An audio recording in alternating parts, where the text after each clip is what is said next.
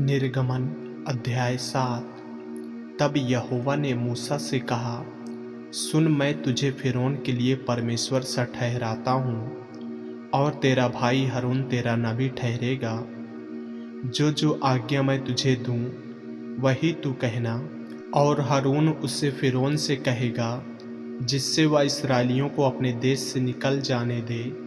परंतु मैं फ़िरौन के मन को कठोर कर दूंगा और अपने बहुत से चिन्ह और चमत्कार मिस्र देश में दिखलाऊंगा, तो भी फ़िरौन तुम्हारी न सुनेगा। और मैं मिस्र देश पर अपना हाथ बढ़ाकर मिस्रियों को भारी दंड देकर अपनी सेना अर्थात अपनी इस्राएली प्रजा को मिस्र देश से निकाल लूँगा। और जब मैं मिस्र पर हाथ बढ़ाकर इस्राएलियों को उनके बीच से निकालूँगा, तब मिस्री जान लेंगे कि मैं यहोवा हूँ। तब मूसा और हारून ने यहोवा की आज्ञा के अनुसार ही किया। जब मूसा और हारून फ़िरौन से बात करने लगे, तब मूसा 80 वर्ष का और हारून 83 वर्ष का था। हारून की लाठी।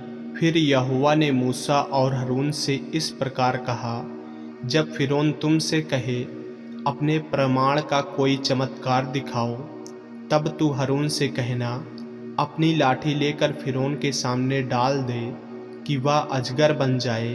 तब मूसा और हारून ने फ़िरौन के पास जाकर यहोवा की आज्ञा के अनुसार किया। और जब हारून ने अपनी लाठी फ़िरौन और उसके कर्मचारियों के सामने डाल दी, तब वह अजगर बन गई। तब फ़िरौन ने पंडितों और टोना करने वालों को बुलवाया, और मिस्र के जादूगरों ने आकर अपने अपने तंत्र मंत्र से वैसा ही किया। उन्होंने भी अपनी अपनी लाठी को डाल दिया और वे भी अजगर बन गईं। पर हारून की लाठी उनकी लाठियों को निगल गईं। परंतु फ़िरौन का मन और हठीला हो गया, और यहोवा के वचन के अनुसार उसने मूसा और हारून की बातों को नहीं माना। मिस्रियों पर 10 भारी विपत्तियों के पड़ने का वर्णन। जल का लहू बनाना। तब यहोवा ने मूसा से कहा, फ़िरौन का मन कठोर हो गया है और वह इस प्रजा को जाने नहीं देता। इसलिए सवेरे के समय फ़िरौन के पास जा, वह तो जल की ओर बाहर आएगा। और जो लाठी सर्प बन गई थी, उसको हाथ में लिए हुए नील नदी के तट पर उससे भेंट करने के लिए खड़ा रहना। और उससे इस प्रकार कहना, इब्रियों के परमेश्वर यहोवा ने मुझे यह कहने के लिए तेरे पास भेजा है कि मेरी प्रजा के लोगों को जाने दे, जिससे वे जंगल में मेरी उपासना करें। और अब तक तूने मेरा कहना नहीं माना। यहोवा यूँ कहता है, इससे तू जान लेगा कि मैं ही परमेश्वर हूँ। देख, मैं अपने हाथ की लाठी को नील नदी के जल पर मारूंगा और जल लहू बन जाएगा। और जो मछलियाँ नील नदी में हैं वे मर जाएंगी और नील नदी बसाने लगेगी। और नदी का पानी पीने के लिए मिस्रियों का जीना चाहेगा। फिर यहोवा ने मूसा से कहा, हारून से कह कि अपनी लाठी लेकर मिस्र देश में जितना जल है अर्थात उसकी नदियाँ, नहरें, झीलें, पोखरे, सब के ऊपर अपना हाथ बढ़ा कि उनका जल लहू बन जाए। और सारे मिस्र देश में काठ और पत्थर दोनों भांति के जलपात्रों में लहू ही लहू हो जाएगा।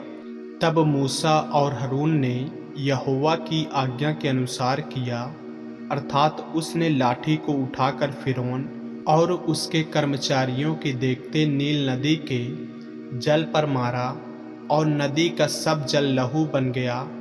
और नील नदी में जो मछलियाँ थीं वे मर गईं, और नदी से दुर्गंध आने लगी, और मिस्री लोग नदी का पानी ना पी सके, और सारे मिस्र देश में लहू हो गया। तब मिस्र के जादूगरों ने भी अपने तंत्र मंत्रों से वैसा ही किया, तो भी फ़िरौन का मन हठीला हो गया। और यहोवा के कहने के अनुसार उसने मूसा और हारून की ना मानी। फ़िरौन ने इस पर भी ध्यान नहीं दिया और मुंह फेर के अपने घर चला गया। और सब मिस्री लोग पीने के जल के लिए नील नदी के आसपास खोदने लगे, क्योंकि वे नदी का जल नहीं पी सकते थे। जब यहोवा ने नील नदी को मारा था, तब से 7 दिन हो चुके थे। आमीन। ऐसे ही वचनों को सुनने के लिए हमारे चैनल को सब्सक्राइब करें और बेल आइकन के बटन को दबाएं। और यदि आप हमारे फेसबुक पेज पर, इंस्टाग्राम पे नए हैं तो हमारे पवित्र बाइबल को फॉलो करें, लाइक करें, ताकि परमेश्वर का वचन रोजाना आप तक पहुंच सके। जय मसीह की। प्रभु आपको आशीष दे।